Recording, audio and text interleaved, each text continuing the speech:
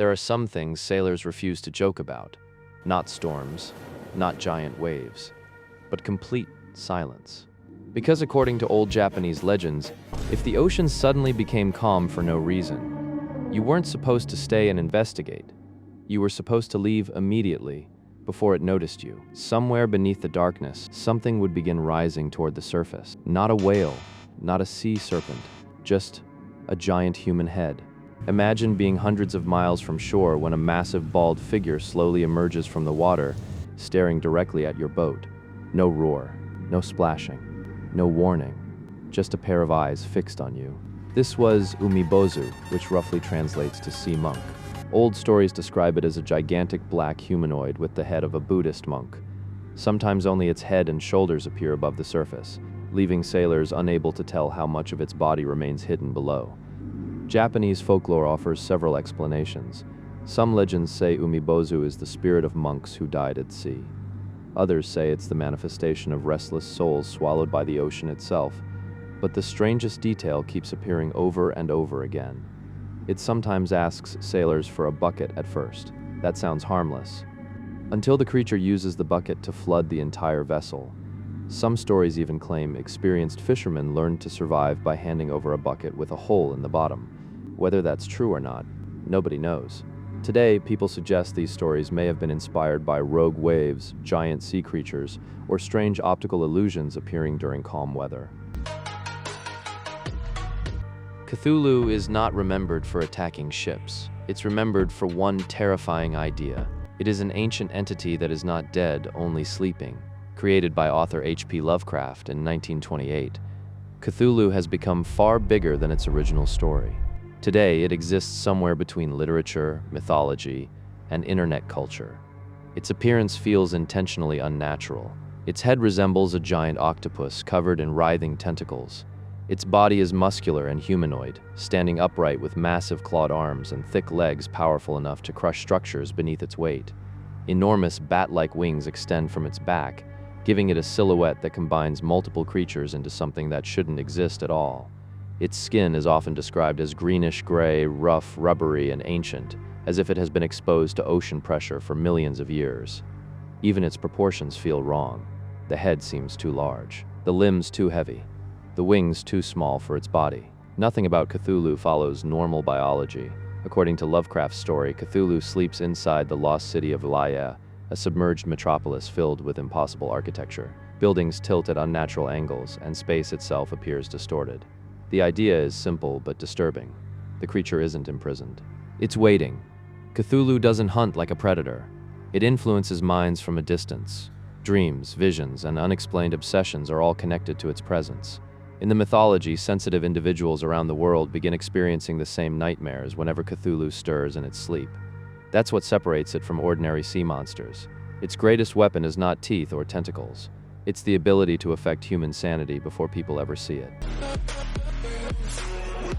Ningen is terrifying for one reason.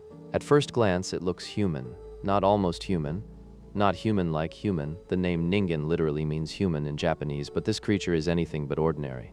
It emerged from internet discussions and modern urban legends during the early 2000s, often linked to stories from Antarctic waters. Unlike traditional sea monsters covered in scales, horns, or rows of teeth, Ningen's appearance is disturbingly plain. Its body is completely pale white, almost identical to ice or whale skin. Some descriptions say it measures between 20 and 30 meters long, making it larger than a blue whale bus parked end to end. Its face is the most unsettling part. There are no detailed features, just two dark eyes, a tiny slit for a mouth, and an expressionless face that resembles a giant mannequin. The body itself changes depending on the story. Some versions have long human arms attached to a whale-like torso.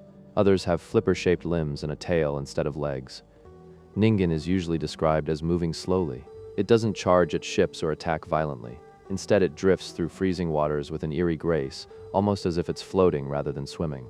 The legend exploded online because several blurry images and alleged photographs circulated across forums. However, none have ever been verified today.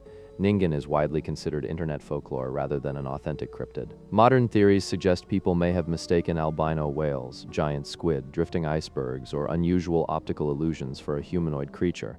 But psychology may offer an even better explanation. Humans are extremely good at recognizing faces. Sometimes we're too good at it. The moment our brains detect eyes, a mouth, and a body shape, we instantly assign humanity to something that may not be human at all. And that's exactly why Ningen lingers in people's memories, because the ocean is already terrifying. Giving it a face somehow makes it even worse. The Bloop is the only monster on this list that nobody has ever seen. People heard it first, and that may be even more terrifying. In 1997, researchers from National Oceanic and Atmospheric Administration detected an extremely powerful underwater sound in the South Pacific Ocean. The sound was unusual. It started at a low frequency and gradually rose higher over about a minute. More importantly, it was so loud that sensors thousands of kilometers apart recorded it simultaneously. That immediately sparked a disturbing question. What kind of animal could possibly make a sound that powerful? Unlike other creatures on this list, the Bloop doesn't have an official appearance. Human imagination had to build one from scratch. Artists often depict it as a colossal whale-like predator with a gigantic mouth, rows of teeth, bioluminescent eyes, and a body larger than any known species. But all of that is internet speculation. The reality is much stranger. Its entire identity comes from a single sound. That sound became its body. That sound became its face. That sound became the monster. Theories exploded online almost immediately. Some people connected it to prehistoric sea creatures. Others suggested an undiscovered Leviathan hiding in remote oceans.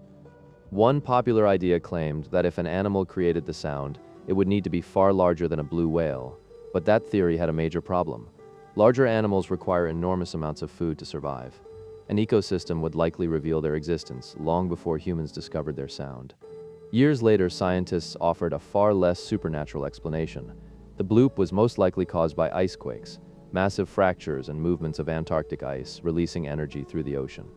The explanation is scientific, yet somehow it doesn't completely erase the fear, because the Bloop introduced humanity to an uncomfortable truth. The ocean is loud, extremely loud, and most of those sounds come from places humans will probably never visit. Gran Majá doesn't terrify people because it's aggressive. It terrifies people because nobody ever seems to see the entire animal. According to Chilean maritime folklore, Gran Majá never surfaces the way whales do. It never leaps. It never exposes its full body. Instead, it rises just beneath the surface, only enough for people to realize that something impossibly large is moving underneath them. That's its signature. You never see Gran Majá. You only see the part that's closest to you. Most descriptions portray it as a giant ray-like creature gliding silently through the ocean. Its dark body blends almost perfectly with the water, making its outline nearly impossible to distinguish. Then the mouth appears. A gigantic horizontal mouth opens like a massive door beneath the waves. Not circular like a squid, not narrow like a shark, wide, unnaturally wide. The edges stretch so far that witnesses struggle to understand where its face even ends. Lining that mouth are long metallic-looking teeth, thin and sharp like giant needles arranged in endless rows. Above them sit two glowing blue eyes, not fiery, not demonic, just cold blue lights suspended over a mouth big enough to make an entire fishing boat suddenly feel small, according to folklore. Stories about Gran Majá have circulated among Chilean fishermen for generations, although there is no scientific evidence proving such a creature exists. Modern theories suggest these sightings could be misidentified whales, unusual wave formations, or optical distortions created by fog and distance. But those explanations don't fully erase the image people remember. A pair of blue eyes, a giant mouth opening beneath the water. Leviathan was never meant to be just another sea monster. It was meant to be chaos itself. Unlike creatures that hide, sleep, or drift through the ocean, Leviathan represents a force so powerful that ancient civilizations used it to explain why the sea was impossible to control.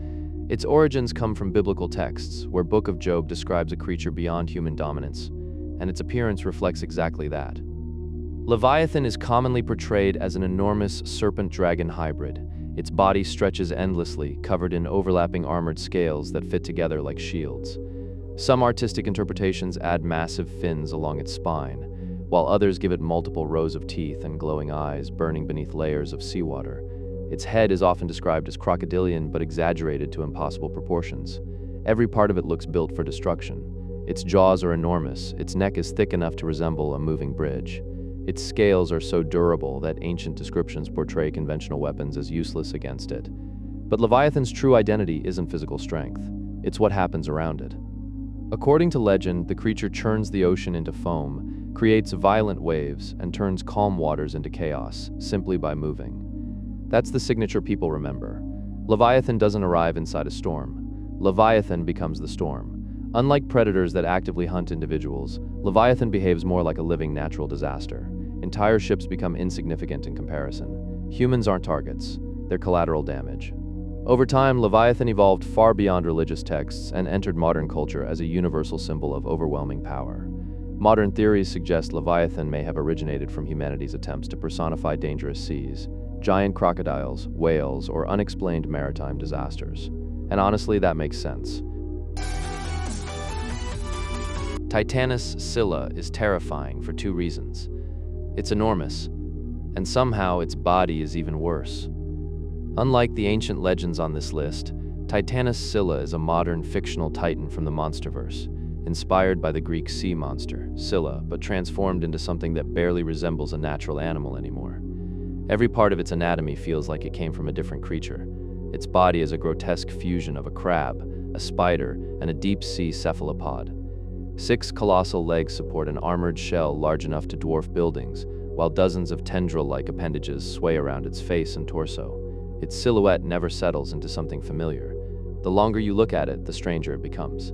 Its shell is covered in jagged protrusions resembling coral reefs, fossilized bones, and volcanic rock fused together over thousands of years. Nothing about it feels smooth or elegant. Everything feels defensive. Everything feels sharp. Its giant limbs move independently from one another, creating an irregular rhythm that makes the creature look alien rather than animal. Titanus Scylla is also unique because it isn't portrayed as a traditional hunter. In monsterverse lore, it acts more like an environmental titan, altering ecosystems and reshaping entire regions as it moves. Sea Eater earns its name from one terrifying idea. It doesn't rule the ocean. It eats the things that already do.